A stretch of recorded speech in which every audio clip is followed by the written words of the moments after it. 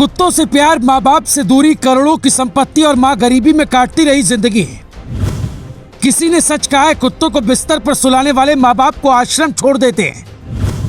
कुत्ते के लिए फ्लैट खरीदा, माँ के लिए मौत। खुद नोटों पर सोती थी, माँ क्यों रोती थी? अर्पिता ने अपने माँ के साथ ऐसा क्या किया कि ईडी टीम भी दर्द नहीं देख पाई? जिस बेटी के पास करोड़ों की दौलत थी, माँ रोटी के लिए क्यों तरस रही थी? पिछले एक हफ्ते से नोटों की तस्वीरें, अर्पिता की कहानी सोशल मीडिया पर वायरल है। करोड़ों की दौलत के पीछे अर्पिता मुखर्जी की एक और दुनिया है। उस धुंधली दुनिया तक ईडी के अधिकारी पहुंचे तो उन्हें लगा खजाना होगा। ईडी के अधिकारियों को पूरा भरोसा था, मां के पास अर्पिता मुखर्जी ने लाखों करोड़ों छिपा रखा होगा।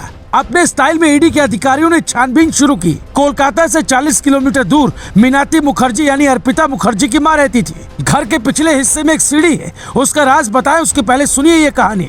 ये अर्पिता के पिता का पुश्तैनी मकान है जहाँ परिवार रहता था, लेकिन अर्पिता की आंखों में जितने बड़े सपने हुए वो परिवार से उतनी दूर होती चली गई। इंडिया टुडे की रिपोर्ट के मुताबिक इस घर के अंदर ज्यादातर सामान बिखरे। घर के अंदर कोई महंगी चीज नहीं दिखती है। घर में माँ की तबीयत ठीक नहीं, यहाँ 2 नौकर छोड़कर अर्पिता खुद ना के बराबर आती है। घर की तस्वीर देखकर माँ की तंगहाली का अंदाजा लगा सकते हैं। देखकर ऐसा लगता है जैसे सालों से घर पर पेंट की परत न चढ़ी हो। दूसरी तरफ अर्पिता मुखर्जी का करोड़ों का बंगला है, जहाँ कई दर्जन नौकर हैं, कई महंगी गाड़ियाँ हैं, लाखों का रोज का खर्च है। अर्पिता से कोई मिलने आता था तो सभी नौकरों को काम पर बुला लिया जाता था। सभी गाड़ियों को घर के सामने लगा दिया जाता था ताकि जो मिलने आए वो ये कह सके कि अर्पिता के पास दौलत है। पर अब आप बताएं, ऐसी दौलत का क्या करना जहाँ माँ भूख से तड़पती हो, जहाँ माँ का ख्याल रखने वाला कोई ना हो, जहाँ माँ अकेली रहती है और बेटी आलीशान कोठी में रहती हो। अब आपको बताते हैं उस सीढ़ी का रहस्य जो मकान के पिछले हिस्से पर लगी। लोग कहते हैं कि अर्पिता का यहाँ बहुत कुछ सामान रखा था। ईडी की छापेमारी 1 हफ्ते से चल रही है। यहाँ तक पहुँचने में ईडी को कई दिन लग गए। हो सकता है इस बीच दूसरे फ्लोर पर रखा कैश गायब हो गया हो,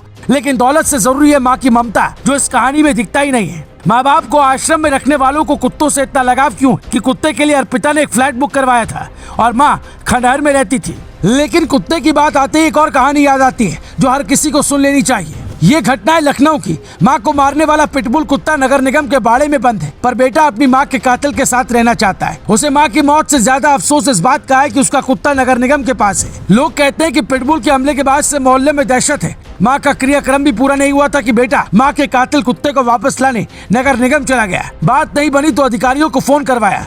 लोग एक बात नहीं समझ पाए, जिसने माँ की जान ली हो, बेटा उसे अपने साथ क्यों रखना चाहता है? कलयुग में वायरल वीडियो देखकर हम कह तो देते हैं कि ऐसा नहीं होना चाहिए था, लेकिन क्या हमारा समाज उस दौर में जा रहा है जहाँ नहीं जाना चाहिए? आप खुद को एक जज की तरह समझिए और इस कहानी का फैसला करिए। तो आप क्या फैसला सुनाएंगे? समाज को क्या संदेश देंगे? Bureau report, global Bharat TV.